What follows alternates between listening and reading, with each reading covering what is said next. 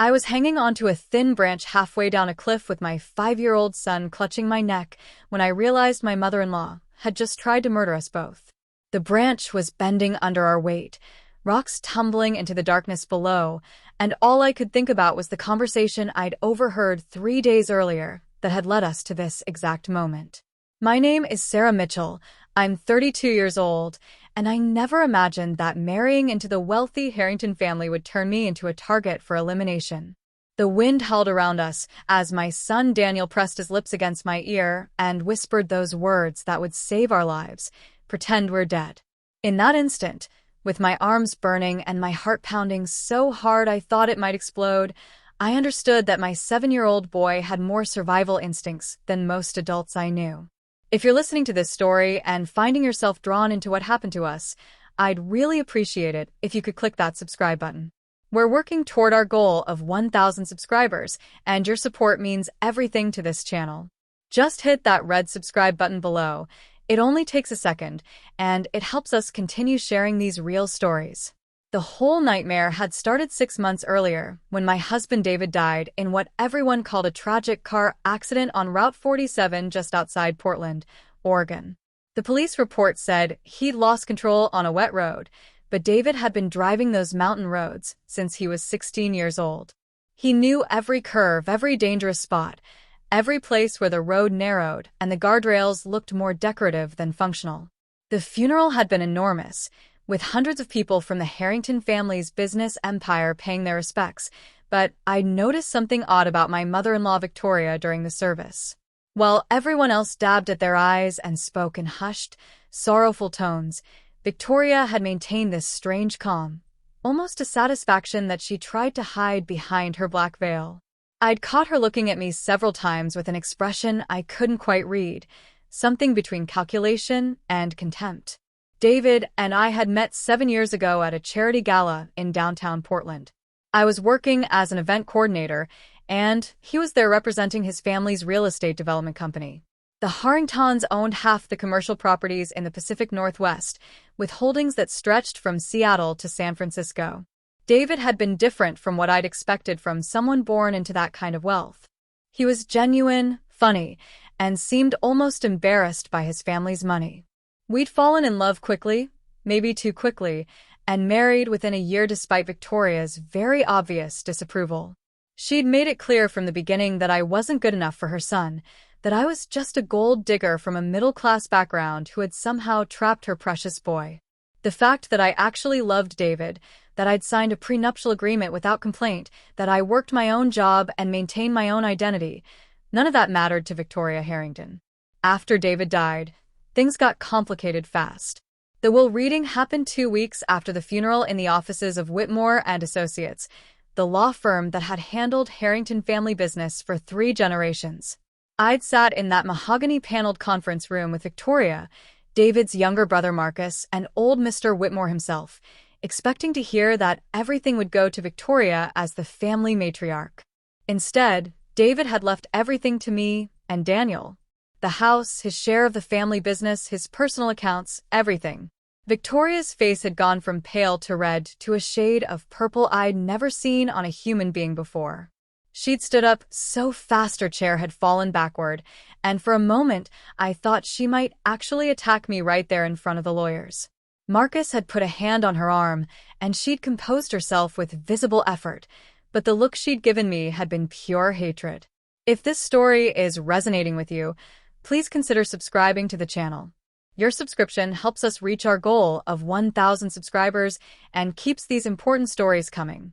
Just click that subscribe button and join our growing community. The weeks that followed had been tense beyond description. Victoria had contested the will immediately, claiming that David had been mentally unstable when he'd updated it 6 months before his death. Her lawyers had filed motion after motion, trying to prove that I'd somehow manipulated David, that he'd been under undue influence, that the will should be invalidated, and everything should revert to the family estate. Meanwhile, I'd been trying to grieve, trying to help Daniel process the loss of his father, trying to keep our lives together while Victoria's legal team picked apart every aspect of our marriage. The house we lived in, A beautiful craftsman-style home in the West Hills neighborhood with views of Mount Hood on clear days had become a battlefield.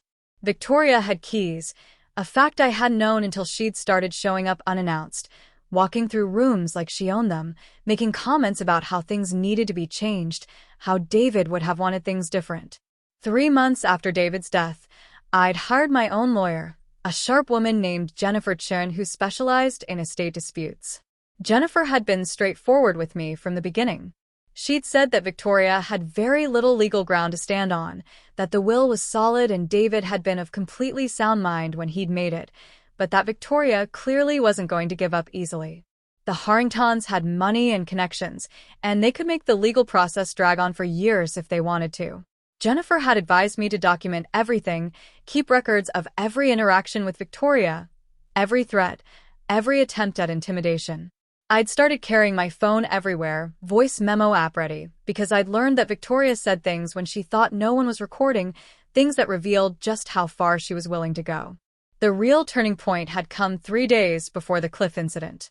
Daniel had been at school, a private academy that the Harrington family had attended for generations, and I'd been home working on some freelance event coordination when I'd heard voices downstairs. I'd been in David's old study on the second floor, going through some of his papers that Jennifer needed for the case, when I'd recognized Victoria's voice and another man's voice I didn't know. They'd been in the kitchen, and from the tone of their conversation, they clearly hadn't known I was home. My car had been in the shop, so there'd been no vehicle in the driveway to alert them to my presence. I'd crept to the top of the stairs, my heart already racing because something about the secretive way they were talking had set off every alarm bell in my head. Help us grow by subscribing to the channel. We're so close to reaching 1,000 subscribers, and every single subscription matters. Hit that subscribe button right now and be part of this journey with us. What I'd heard in the next 10 minutes had changed everything. Victoria had been talking to someone she'd called Richard, and from context, I'd gathered he was some kind of private investigator or fixer that the family used for sensitive situations. They'd been discussing me, and more specifically, they'd been discussing ways to make me go away.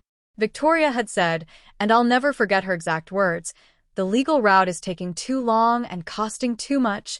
I need a more permanent solution." Richard had replied that accidents happen all the time, especially to young widows who are stressed and not paying attention, but that there was the child to consider.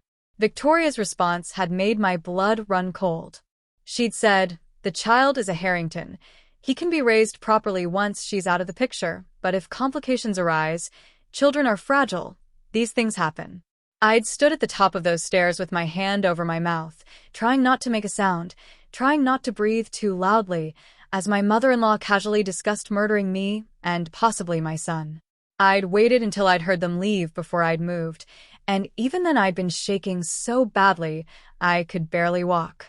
I'd grabbed my phone and called Jennifer immediately, told her everything I'd heard. Jennifer had been alarmed, but practical. She'd said we needed evidence, that what I'd overheard wasn't enough without a recording, and that we needed to be very careful about our next moves. She'd advised me to act normal, not to let Victoria know that I knew anything, while she worked on getting a restraining order and building a case. Jennifer had also suggested that I take Daniel and stay somewhere else for a few days, but I'd been worried that leaving would look like abandonment of the property and would hurt our legal position. That decision, that choice to stay, had nearly cost us everything. The day of the Cliff incident had started normally enough. It was a Saturday, early April, with that particular Pacific Northwest weather where the sun and rain seemed to be having a constant argument about who got to control the day. Daniel had been excited because I'd promised him a hike in Forest Park, one of the largest urban forests in the country that stretched across the hills northwest of Portland. We'd packed a lunch, put on our hiking boots, and I'd been feeling almost optimistic for the first time in weeks. The lawyers had been making progress, Jennifer had said, and Victoria's case was falling apart bit by bit. I'd thought maybe, just maybe, we were going to get through this intact. Please take a moment to subscribe if you haven't already. Your subscription helps us continue sharing these powerful true stories. We're working toward 1,000 subscribers, and you can be part of that milestone by clicking the subscribe button below. We'd been on the Wildwood Trail for about an hour, Daniel running ahead and then circling back like he always did, full of energy and questions about every plant and bird we saw when my phone had rung. It had been Victoria, her voice sweet as poison, asking where we were. I'd made the mistake of telling her, thinking that Forest Park was public and safe and what could possibly happen with other hikers around. She'd said she wanted to see Daniel, that she'd been thinking about how she'd neglected her grandson in all the legal drama, and could she meet us for a quick visit? Against every instinct that was screaming at me to say no, I'd agreed, partly because I'd been trying to maintain some appearance of normalcy for Daniel's sake, and partly because I'd thought there would be safety in a public space. Victoria had met us at one of the trail intersections about 30 minutes later.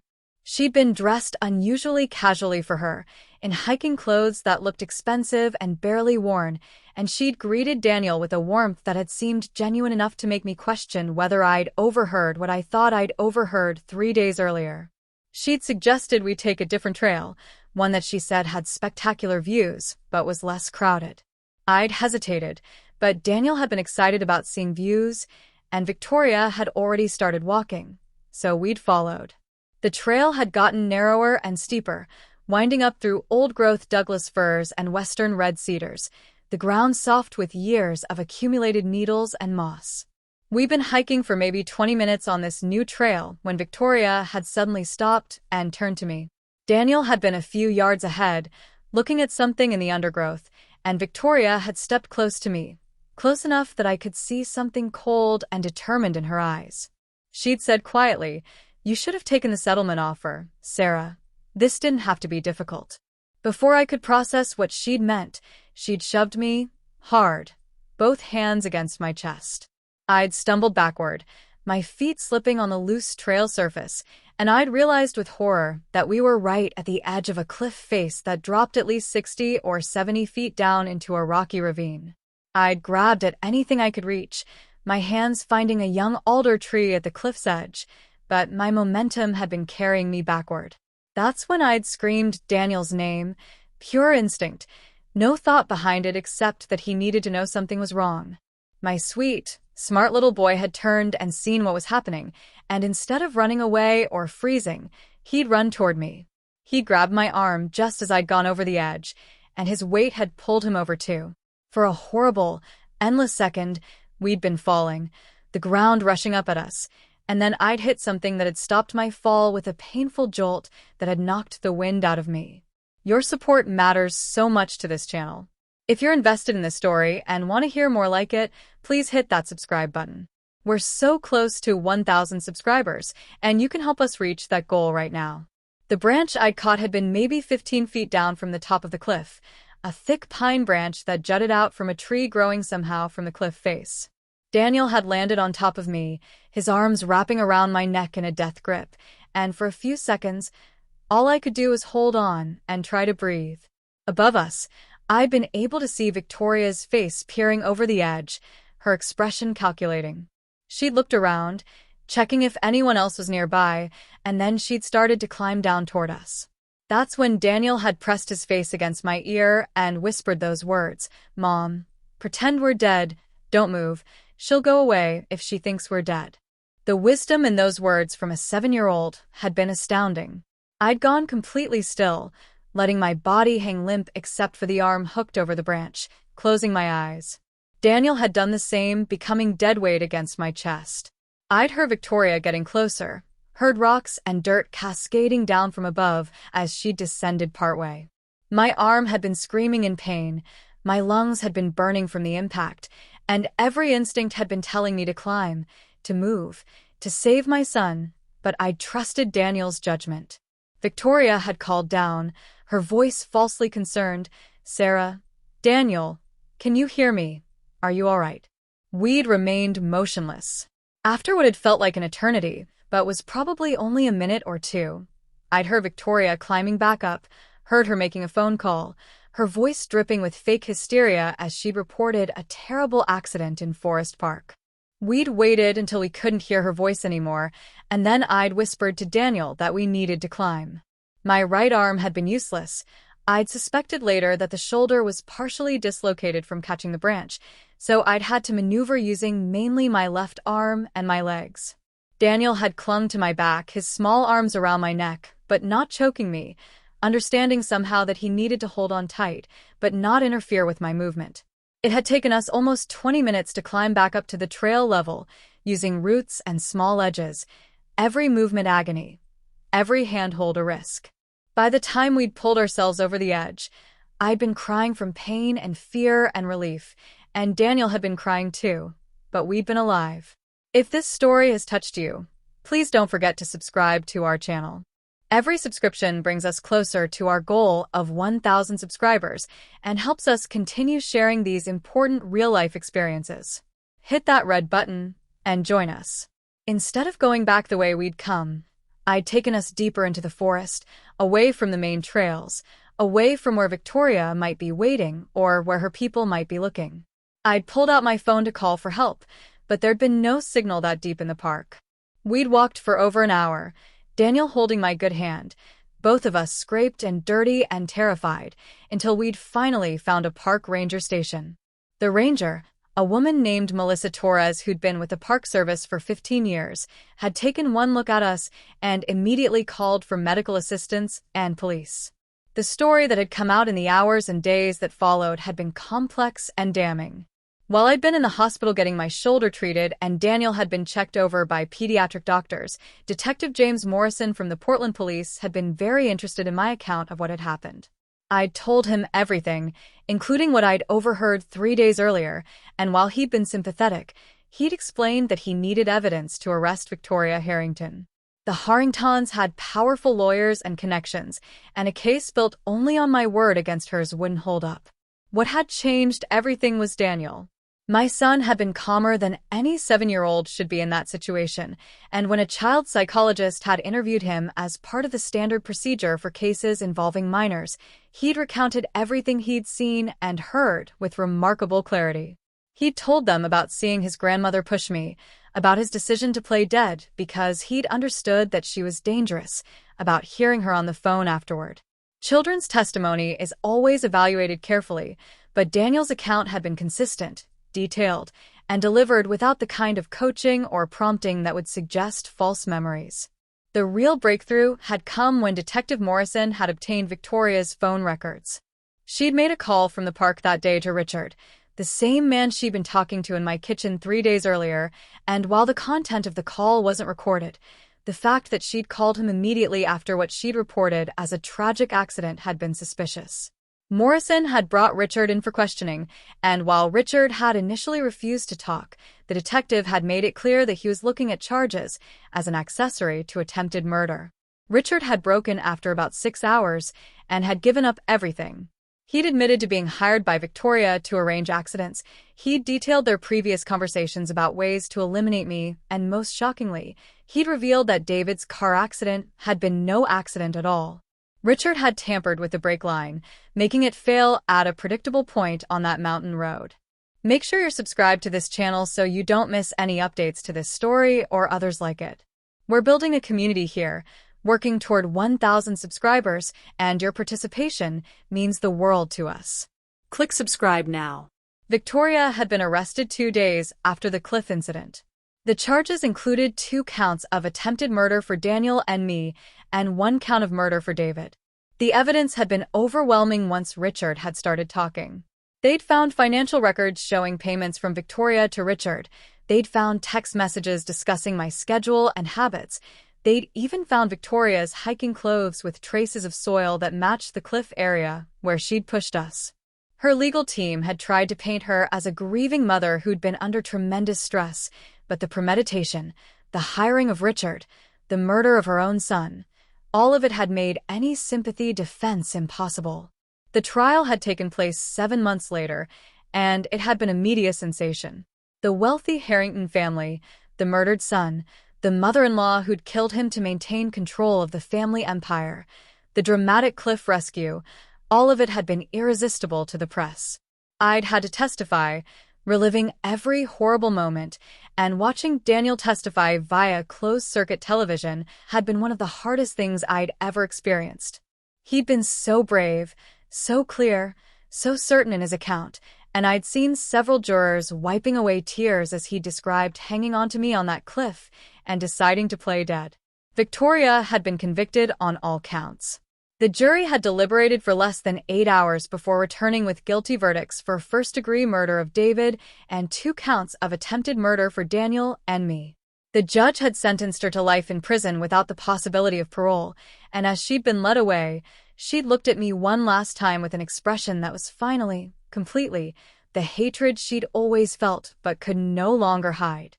In the 2 years since Victoria's conviction, Daniel and I had been rebuilding our lives.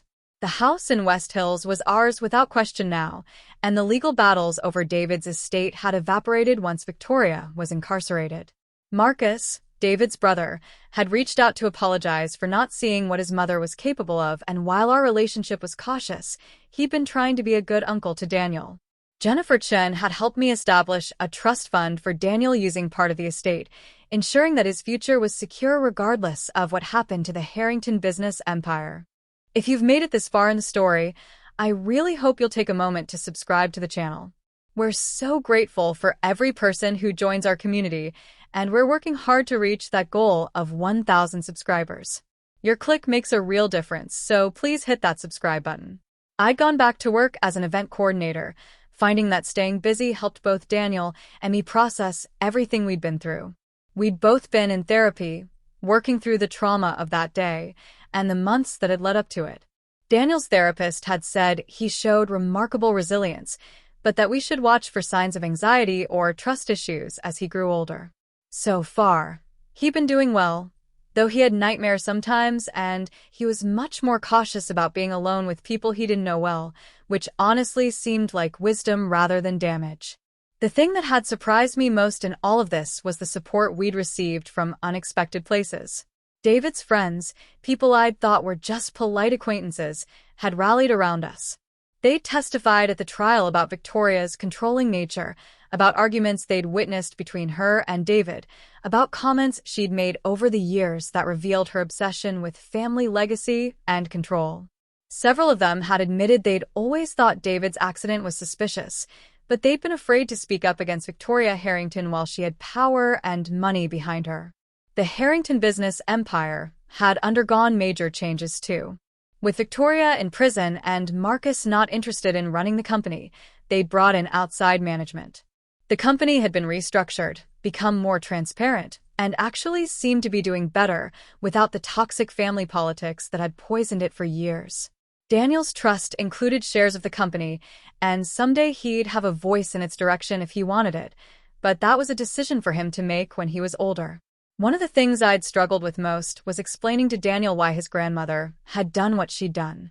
How do you tell a child that someone who should have loved him had been willing to hurt him to get what she wanted? His therapist had helped me with this, explaining that we needed to be honest but age-appropriate, that children can handle difficult truths better than we give them credit for if we present them with love and support. I'd told Daniel that sometimes people care more about money and power than about family, that his grandmother had been very sick in her mind and had made terrible choices because of that sickness.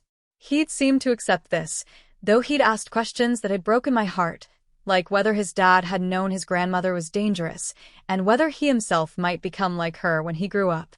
Please take a second right now to subscribe if you haven't already. Your support helps this channel grow and reach our goal of 1,000 subscribers. Every subscription counts, so click that button and join our community today. To answer Daniel's questions, I'd assured him that David had never known, that his father had loved his mother despite her flaws and had never imagined she was capable of murder. And I told Daniel, over and over, that he was nothing like Victoria, that he'd shown more courage and compassion in his 7 years than she'd shown in her entire life, that the fact that he even worried about becoming like her proved he never would.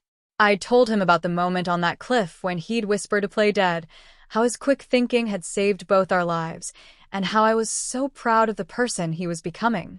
We'd eventually started hiking again, though it had taken me almost a year to feel ready, and we stayed on busy, well-marked trails where lots of other people walked.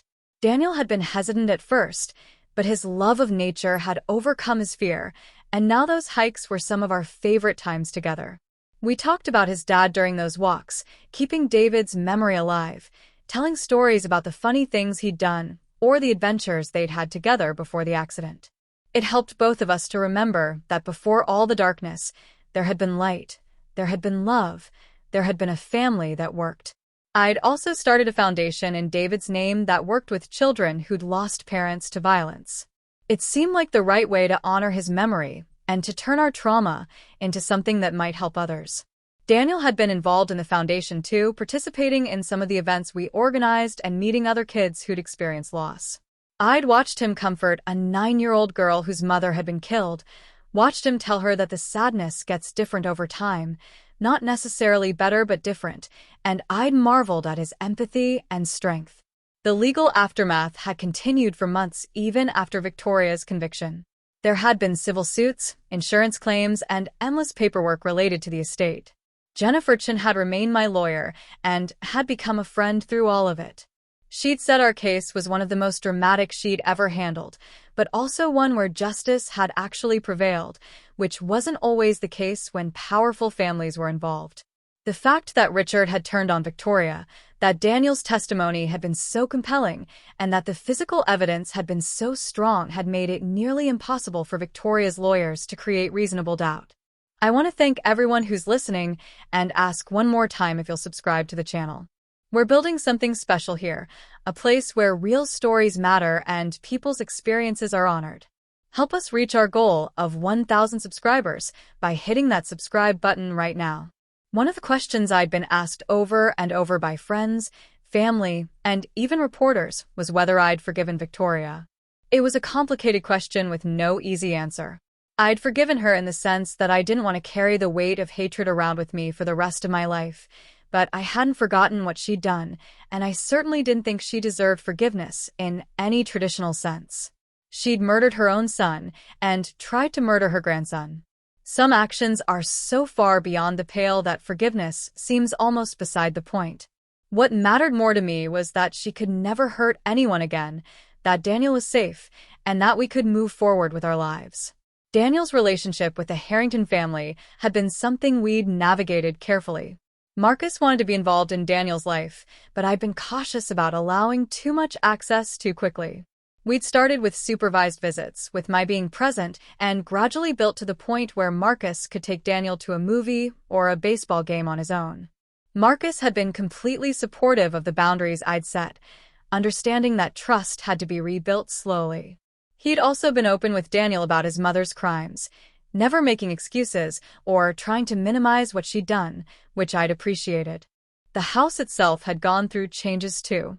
After Victoria's arrest, I'd had all the locks changed, I'd installed a security system, and I'd redecorated several rooms to make the space feel more like ours and less like something David's mother could walk into and dominate. The study where I'd overheard that terrible conversation had become my home office, a space where I worked on event coordination and foundation business. Taking ownership of that room had felt like reclaiming power that Victoria had tried to strip away. Daniel's school had been another challenge. The Harrington name was well known at the academy, and the trial had been publicized enough that everyone knew what had happened.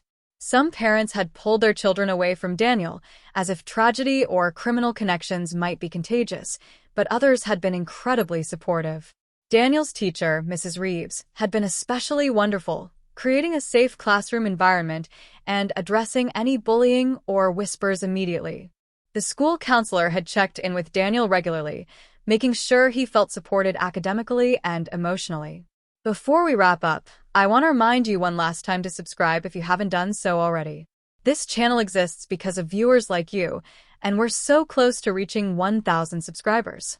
Your support makes these stories possible, so please click that subscribe button and be part of our growing community. As I looked back on everything that had happened, from David's death to the cliff to Victoria's conviction and the years of rebuilding that had followed, I was struck by how fragile life could be and how strong people could become when they had to. I never wanted to be strong in this way. I never wanted Daniel to have to develop the kind of survival instincts he'd shown on that cliff, but we'd survived, and we'd done more than just survive. We'd built a new life that honored David's memory while moving forward into a future that was ours to define. Daniel had asked me recently if I thought his grandmother had ever loved his father. It was a question I'd pondered myself many times. I'd told him that I thought Victoria had loved David in her own way, but that her love had been possessive and conditional, based on control rather than respect. Real love, I'd explained, wants the best for the other person even when it's not what you'd choose for them.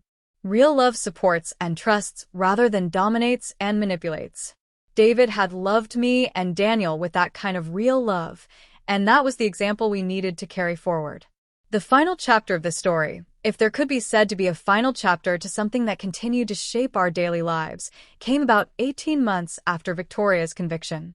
I'd received a letter from her, forwarded through her lawyer since I'd made it clear I didn't want direct contact. In the letter, she'd written that she was sorry, that prison had given her time to think about what she'd done, and that she understood if I never forgave her. It had been a carefully worded letter, probably reviewed by multiple lawyers, and it had rung hollow to me. Sorry seemed inadequate for murder and attempted murder. Time to think seemed like a poor substitute for the husband I'd lost and the trauma Daniel had endured. I'd shown the letter to Jennifer, and she'd advised me to file it away but not respond, saying that anything I wrote could potentially be used in some future appeal or legal maneuver. I'd also shown the letter to Daniel because I'd felt he deserved to know about it. He'd read it carefully, his young face serious, and then he'd said something that had surprised me. He'd said that he felt sad for his grandmother because she'd been so worried about money and control that she destroyed her own family. It was a remarkably mature and compassionate observation from an 8-year-old, and it had reminded me that despite everything he'd been through, Daniel's heart remained open and kind. He'd also said he didn't want to write back to her, that he didn't have anything to say, and I'd supported that decision completely. The cliff itself had become a strange landmark in our story.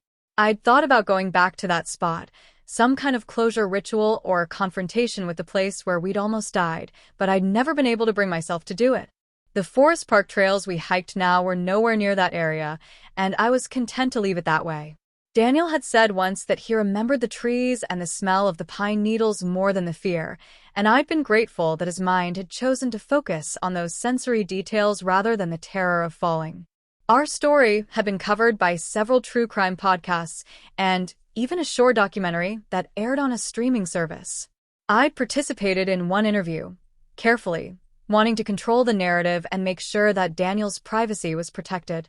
The interviewer had asked me what I wanted people to take away from our experience, and I'd said that I hoped it would encourage people to trust their instincts when something felt wrong, to document concerning behavior, and to understand that wealth and family connections don't make someone immune to evil intentions. I'd also said that I wanted people to know that it was possible to survive terrible things and come out the other side, changed certainly, but not broken. Thank you so much for listening to this story all the way to the end. If you found it meaningful or engaging, please subscribe to the channel. We're working toward our goal of 1,000 subscribers, and you can help us get there by simply clicking that subscribe button. Your support means everything to us. The question of whether I'd ever feel truly safe again was one I discussed extensively in therapy. My therapist, Dr. Sarah Kim, had explained that trauma changes our baseline sense of security, but that it was possible to build a new kind of safety based on awareness rather than naivety. I'd never again assumed that family members were automatically safe or that money and status meant someone was above committing violence. But I'd also learned that there were good people in the world, people like Jennifer and Detective Morrison and Marcus and all the friends who'd stood by us, and that building a life surrounded by those people was its own kind of security. Daniel was now 9 years old, thriving in school, excelling in soccer, and showing an interest in art that reminded me of David. He still had the occasional nightmare, still sometimes asked questions about what had happened and why, but he was growing into a remarkable young person. His teachers said he had unusual empathy for his age, that he was always the first to help a struggling classmate or include someone who was being left out. I'd watched him stand up to a bully who was picking on a smaller kid, using words rather than violence, and I'd seen David in him, the best parts of the man I'd loved. As for me, I'd discovered reserves of strength I hadn't known I possessed. The scared, desperate woman hanging from a cliff branch felt like a different person from who I'd become. I'd learned to advocate for myself and my son, to navigate complex legal systems, to make difficult decisions without second-guessing myself into paralysis. I'd learned that being a good mother sometimes meant being fierce and protective, and that loving someone meant fighting for them even when the odds seemed impossible. David had loved me for my kindness and optimism, and while those parts of me were still there, they'd been tempered by experience into something more durable. The Harrington family legacy had been forever changed by Victoria's actions. What had been a respected business dynasty was now a cautionary tale about the dangers of putting power and control above human relationships. The company continued, but it would never recover its previous reputation. Marcus had actually seemed relieved by this, telling me once that the pressure of being a Harrington had always been suffocating, and that his mother's crimes had paradoxically freed him to be his own person. He'd started his own business, something smaller and entirely separate from the family empire, and he'd been finding success on his own terms. One of the unexpected positive outcomes had been the relationships Daniel and I had developed with David's friends. These men and women, people I'd known socially but never deeply, had become our chosen family. They'd checked on us regularly, included Daniel in activities with their own children, and created a support network that helped fill the hole David's absence had left. They told Daniel stories about his father, keeping those memories alive, and they'd made it clear that he would always have people looking out for him. The foundation we'd started in David's name had grown beyond my initial expectations. We'd raised significant funds, helped over 100 children who'd lost parents to violence, and created support groups that connected these kids with counselors, mentors, and each other. Daniel had suggested we call it the David Harrington Hope Foundation because he'd said his dad had always been hopeful about things even when they were hard. It was a beautiful sentiment and a fitting tribute. I'd also discovered a passion for advocacy work around domestic violence and family violence. While Victoria's crimes weren't typical domestic violence in the traditional sense, they were absolutely about power, control, and abuse within a family system. I'd spoken at several conferences, sharing our story and talking about warning signs that someone might be dangerous, even when that someone was a seemingly respectable family member. The work had been healing for me, turning our trauma into something that might prevent others from experiencing similar violence. The legal system's response to our case had been encouraging in some ways and frustrating in others. Victoria's conviction had been relatively swift, but I'd learned how many other cases dragged on for years or never resulted in justice at all. The fact that we'd had strong evidence, multiple witnesses, and Victoria's hired accomplice turning on her had been crucial, but I'd met other families through the foundation who had equally clear cases that went nowhere because they didn't have the resources for good lawyers or because the perpetrators had connections that protected them. It had opened my eyes to how much money and privilege influenced outcomes in the criminal justice system, even when the crimes were heinous. Daniel had started asking questions about his future as he'd gotten older. He'd wondered aloud whether he'd want to be part of the Harrington business when he grew up, whether he'd go to the same schools his father had attended, whether people would always see him as the grandson of a murderer. I told him that his future was entirely his own to create, that he could honor his father's memory in whatever way felt right to him, and that while he couldn't control what other people thought, he could control who he became. I'd reminded him that he was already showing himself to be someone brave, compassionate, and thoughtful, and that those qualities would serve him well no matter what path he chose.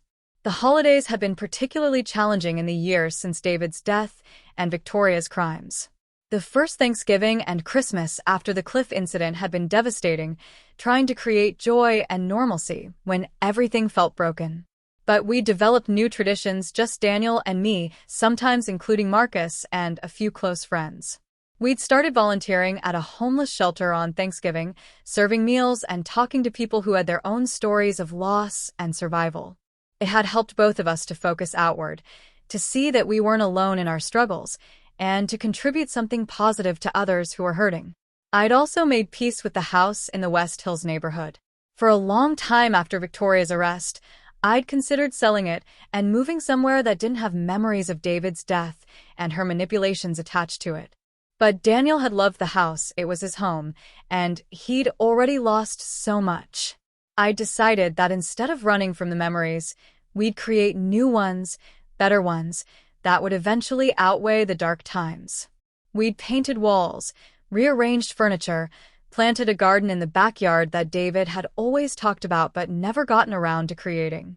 Slowly, The house had become ours in a way it never had been when Victoria had keys and felt entitled to walk through our lives.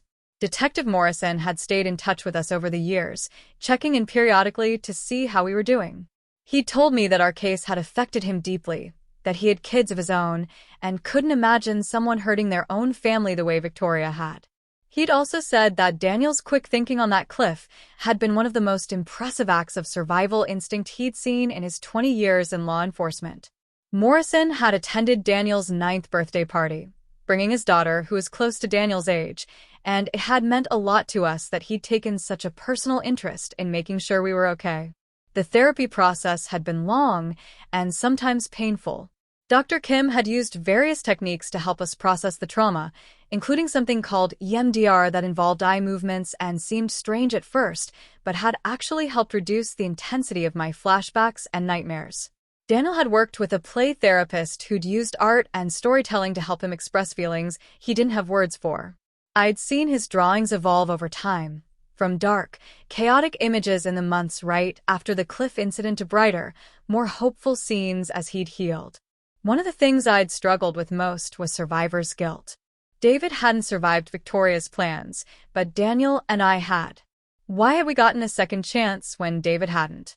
Dr. Kim had helped me understand that this kind of thinking wasn't productive, that I couldn't change what had happened to David, but I could honor his memory by living fully and raising our son to be the kind of person David would have been proud of. It had taken time for me to internalize that message, but gradually I'd stopped feeling guilty for being alive and started feeling grateful instead. The media attention had eventually died down, as it always does, and we'd been able to return to something approaching normal life. There had been a few times when someone recognized me from the news coverage or the documentary, and those interactions had been awkward, with strangers thinking they knew our story because they'd read about it or watched it on television. I'd learned to smile politely and extract myself from those conversations quickly, protecting our privacy as much as possible. Daniel had been shielded from most of the media circus by virtue of being a minor, and I'd worked hard to keep it that way.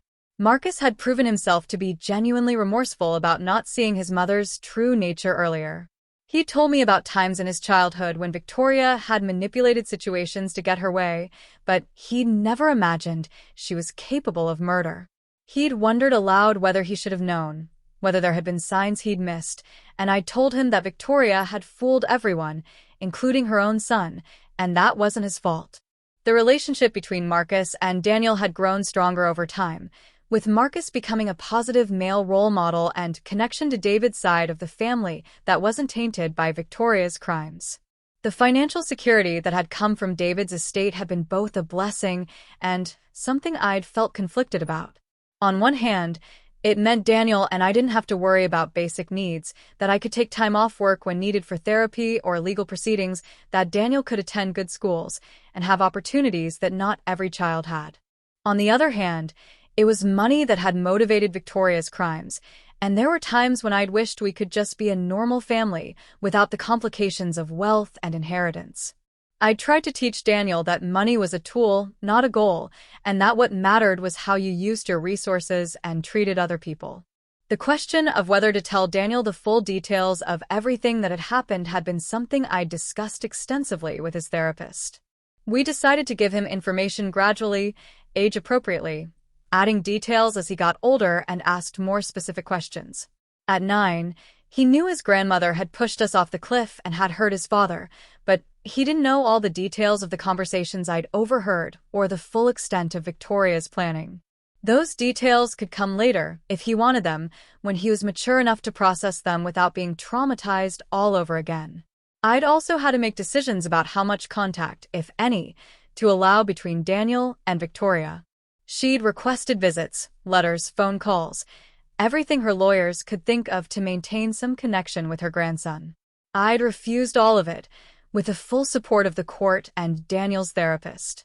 Victoria had forfeited her right to a relationship with Daniel when she'd tried to kill him, and I wasn't going to subject my son to someone who'd proven herself to be dangerous simply because she was technically his grandmother.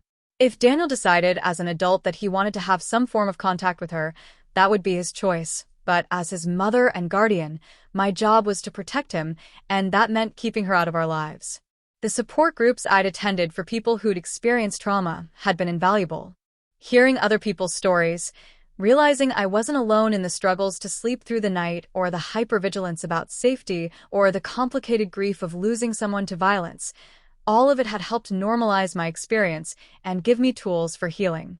I'd made friends in those groups, people who understood in a way that others couldn't, and those friendships had been lifelines during the darkest times. Daniel's resilience had been extraordinary, but it hadn't been without cost.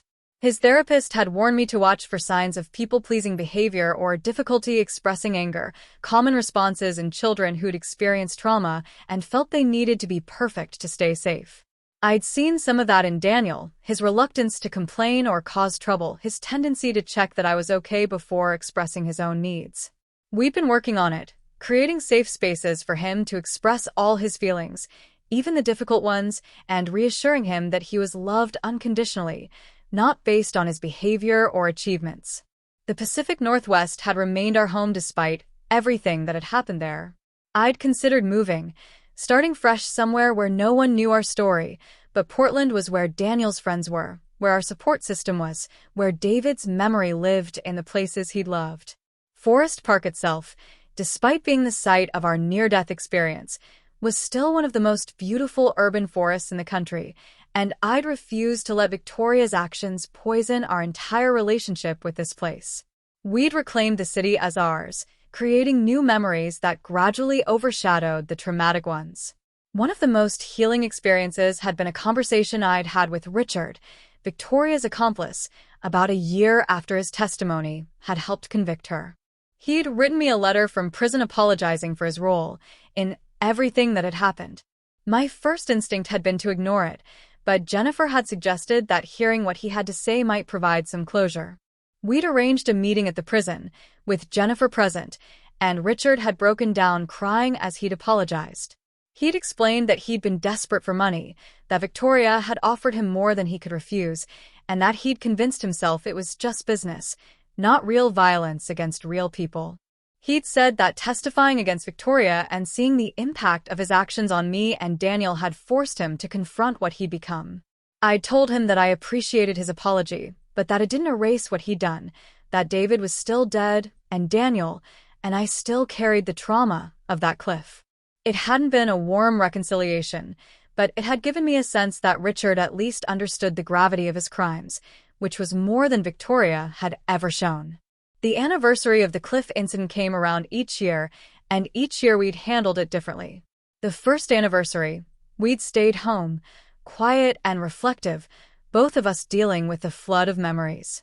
The second anniversary, we'd spend the day doing things David had loved, going to his favorite restaurant, watching his favorite movies, trying to shift the focus from trauma to remembrance. The third anniversary, which had just passed a few months ago, we'd participated in a hike organized by the foundation, surrounded by other families who understood loss, and it had felt right to mark the day by being in community rather than isolation. Daniel's school performance had actually improved in the years since the trial, which his teachers said was unusual for children who'd experienced trauma. But Daniel had channeled his anxiety and energy into achievement, becoming an excellent student who excelled particularly in writing and social studies. His teacher had said he had an unusual ability to understand complex situations from multiple perspectives, probably a result of having to make sense of his grandmother's incomprehensible actions. I'd been careful to praise his efforts rather than just his grades, not wanting him to feel that his worth was tied to achievement, but I'd been proud of how he'd turned his experiences into motivation rather than allowing them to defeat him. The question of forgiveness had evolved for me over time. Initially, I'd been too angry and hurt to even consider it. Victoria had killed my husband and tried to kill my son and me, and forgiveness had seemed like letting her off the hook for unforgivable crimes. But as time had passed and I'd worked through my trauma and therapy, I'd come to understand that forgiveness wasn't about Victoria at all. It was about me not carrying the poison of hatred around for the rest of my life. I'd forgiven her in the sense that I'd let go of the active anger and desire for revenge, but I hadn't forgotten what she'd done, and I'd never suggested that she deserved to be free or that her crimes were anything less than monstrous. It was a complicated, nuanced position that some people didn't understand, but it was what worked for me. The Harrington family's reputation in Portland had been permanently damaged by Victoria's crimes. Properties that had once proudly displayed the Harrington name had been rebranded. The charitable foundations that the family had run for generations had distanced themselves from Victoria and restructured their boards. It had been a fall from grace that would have devastated Victoria if she'd cared about anything beyond her own control, but from what I'd heard through Marcus, she'd remained largely unrepentant in prison, still convinced that she'd been right to protect the family legacy in whatever way necessary. That lack of remorse had made my decision to keep her away from Daniel feel even more justified. I'd started dating again about a year ago, tentatively, cautiously, terrified of making another mistake or bringing someone into Daniel's life who might not be good for him. The man I'd been seeing, a teacher named Michael Chun who had no connection to the Harrington family or their world, had been patient and understanding about my hesitation and the baggage I carried. Daniel liked him, which mattered more than anything else, and Michael had been respectful of our boundaries and the fact that we came as a package deal. It was too early to know if it would turn into something serious, but it had been nice to feel like I was capable of opening my heart again after everything that had happened. The foundation had expanded its services to include legal advocacy for families navigating the criminal justice system after losing loved ones to violence. We'd hired 2 lawyers who worked at reduced rates or pro bono for families who couldn't afford representation, and we'd seen real results in terms of getting justice for people who otherwise would have been ignored by a system that often favored those with money and connections. It had been deeply satisfying to turn our experience with the legal system into something that helped others, and David would have loved that we were using his name to create positive change. Daniel had recently expressed interest in studying psychology when he grew up, saying he wanted to understand why people did bad things and help other kids who'd been through scary experiences. It was heartbreaking and beautiful at the same time. This evidence that our trauma had shaped his aspirations but hadn't destroyed his faith in his ability to make a difference. I told him he could be anything he wanted, that he had time to explore different interests, but that his compassion and desire to help others would serve him well in whatever field he chose. The house had become a gathering place for our chosen family, the friends and supporters who'd stood by us through everything.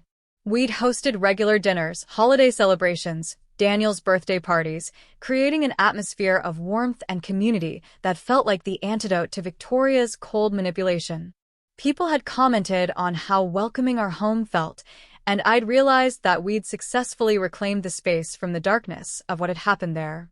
It was no longer the house where I'd overheard a murder plot or where Victoria had invaded with her entitlement and control. It was the house where Daniel was growing up surrounded by love, where we were building a future that honored David's memory while creating something new and beautiful. The nightmares had become less frequent for both of us, though they hadn't disappeared entirely. I still occasionally woke up feeling like I was falling, my body jerking awake with adrenaline flooding my system, and Daniel still sometimes came to my room in the middle of the night saying he'd dreamed about the cliff. But those nights were becoming the exception rather than the rule, and we'd developed rituals for handling them: warm milk and quiet conversation, reassurance that we were safe, that Victoria was locked away and couldn't hurt us anymore. Marcus had told me recently that he'd gone to visit his mother in prison, something he'd done periodically despite his horror at her crimes, because she was still his mother and he struggled with completely cutting ties. He'd said she'd asked about Daniel, and when Marcus had told her that Daniel was doing well and growing up healthy and happy, Victoria had said that she'd only been trying to protect the family legacy and that someday everyone would understand. Marcus had told her that no one would ever understand or excuse what she'd done, and he'd left the visit feeling sad but also clear that his mother would never change, never show real remorse, never be the person he'd wanted her to be. It had been a grief for him, the loss of the mother he'd thought he'd had, realizing she'd never actually existed. The documentary about our case had won some awards and had been used in criminal justice classes as an example of how wealth and family dynamics could lead to violence. I'd been invited to speak at several universities, and while I declined most of the invitations, I'd accepted a few, wanting to make sure that students studying law enforcement and criminal justice understood the human cost of the crimes they'd be investigating and prosecuting. I'd told them about Daniel's bravery, about the importance of taking attempted murders as seriously as completed ones, about how easy it would have been for our case to be dismissed as an accident if we hadn't had evidence and advocacy. The process of writing this all down, of putting our story into words in a way that others could understand and learn from, had been therapeutic in its own way. For so long, our experience had been something that happened to us, something we were processing and surviving but not controlling. Telling the story, shaping the narrative, deciding what to include and how to frame it, had given me back a sense of agency that Victoria had tried to strip away. This was our story, Daniel's and mine, and while Victoria was part of it, she didn't define it. We defined it by how we'd survived, how we'd healed, how we'd chosen to. Looking at Daniel now, watching him play soccer with his friends or concentrate on his homework or laugh at something silly on television, I was struck by the miracle of his survival and growth. He could have been destroyed by what happened, could have grown up fearful and angry and broken, but instead he was becoming this remarkable person who'd taken the worst experience imaginable and used it to develop empathy, courage, and resilience. David would have been so proud of him, and I told Daniel that often, wanting him to know that his father's love for him hadn't ended just because David wasn't physically present anymore. The financial trust we'd set up for Daniel included not just money, but also values-based guidelines about how it should be used. We'd specified that portions should go to charitable causes, that Daniel should be educated about responsible wealth management, that money should be seen as a tool for creating positive change rather than as a measure of worth or success. I'd wanted to make sure that the Harrington money didn't corrupt Daniel the way it had corrupted Victoria, didn't make him feel entitled or superior or disconnected from the struggles of ordinary people. The support from the online community had been unexpected and mostly positive. After the documentary aired, people from around the world had reached out with messages of support, sharing their own stories of family violence or survival, thanking us for being willing to tell our story publicly. There had been some negative comments too, people who blamed me for not seeing Victoria's danger earlier or who questioned details of our account, but those had been far outnumbered by the supportive messages.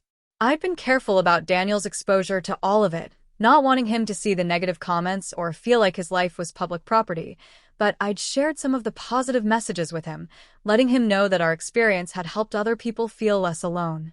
The relationship between Daniel and me had deepened through our shared trauma in ways that were both beautiful and concerning. We were incredibly close, understanding each other with very few words, able to sense when the other was struggling or needed support. But his therapist had warned me to make sure Daniel didn't feel responsible for my emotional well-being, that children shouldn't become parents to their parents even when they've been through difficult experiences together. I'd worked hard to maintain appropriate boundaries, to have my own support system and coping mechanisms, to let Daniel be a kid even as I acknowledged the unusual maturity that trauma had forced on him. The Pacific Northwest weather, with its gray skies and frequent rain, had once felt oppressive to me in the months after David's death and the cliff incident. Everything had seemed dark and heavy, matching my internal emotional state. But over time, I'd come to appreciate the rain again, the way it cleansed and renewed, the lush greenness it created, the cozy indoor days it encouraged. Daniel and I had developed a tradition of making hot chocolate and watching the rain together, finding peace in the rhythms of the natural world that continued regardless of human drama and trauma. The extended Harrington family, David's cousins and aunts and uncles who'd been peripheral figures in our lives before the trial, had mostly distanced themselves after Victoria's conviction.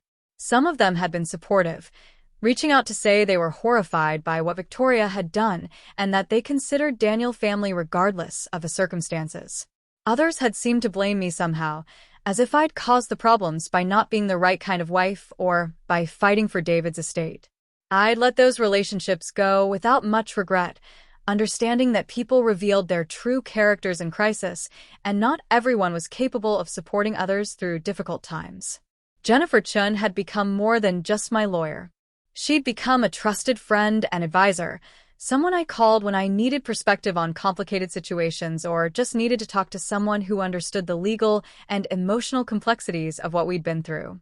She'd told me that our case had been a turning point in her career, making her more selective about the clients she took on and more committed to fighting for people who were up against powerful opponents.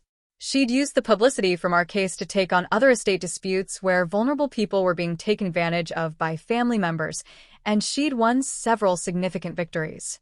The moment on the cliff, when Daniel had whispered to pretend we were dead, had become a touchstone in our family narrative, a reminder of Daniel's quick thinking and our determination to survive. We talked about it many times in therapy and at home, processing it from different angles, and what had emerged was a sense of pride in how we'd responded under impossible pressure. Daniel had been proud that he'd thought of a strategy that saved us, and I'd been proud that, even in that terrified, painful moment, I'd trusted my son's judgment. It had been a partnership in survival that had strengthened our bond in profound ways. The question of whether to have more children had crossed my mind occasionally. Part of me wanted to give Daniel a sibling, to expand our family, to prove that life continued and new joy was possible. But another part of me felt that Daniel and I were complete as we were, that our little family of two was strong and resilient and didn't need additions to be whole.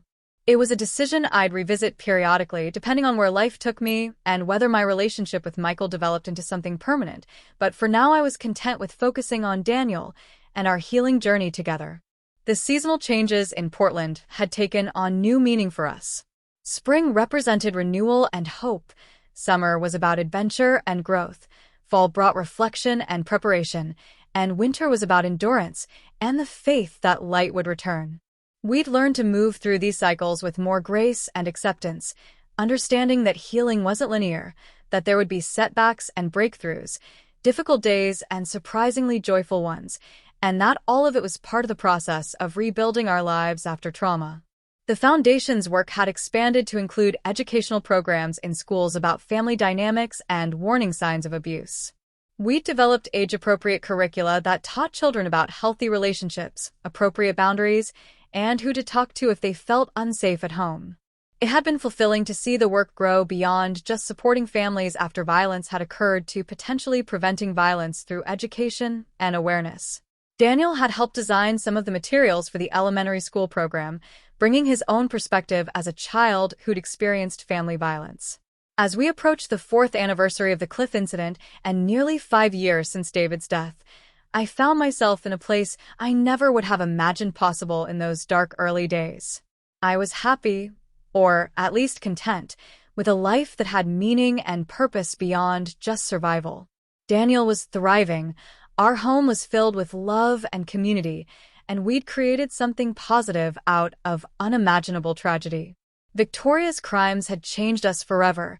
There was no denying that, but they hadn't destroyed us, and in some ways they'd revealed strengths and capacities we never would have discovered. The story of what happened to us wasn't really about Victoria at all, though she'd been the catalyst. It was about resilience, about a mother and son who'd faced death and chosen life, about the power of community and support, about how love could survive even the worst betrayal. It was about Daniel's whispered words on that cliff, "Pretend we're dead," and how sometimes the best survival strategy was to be smarter than your enemy, to use their assumptions against them, to fight with your mind when your body couldn't win. It was about rebuilding and reimagining, and refusing to let evil have the last word. Victoria would spend the rest of her life in prison, her legacy forever tainted by her crimes, her name synonymous with greed and violence and betrayal.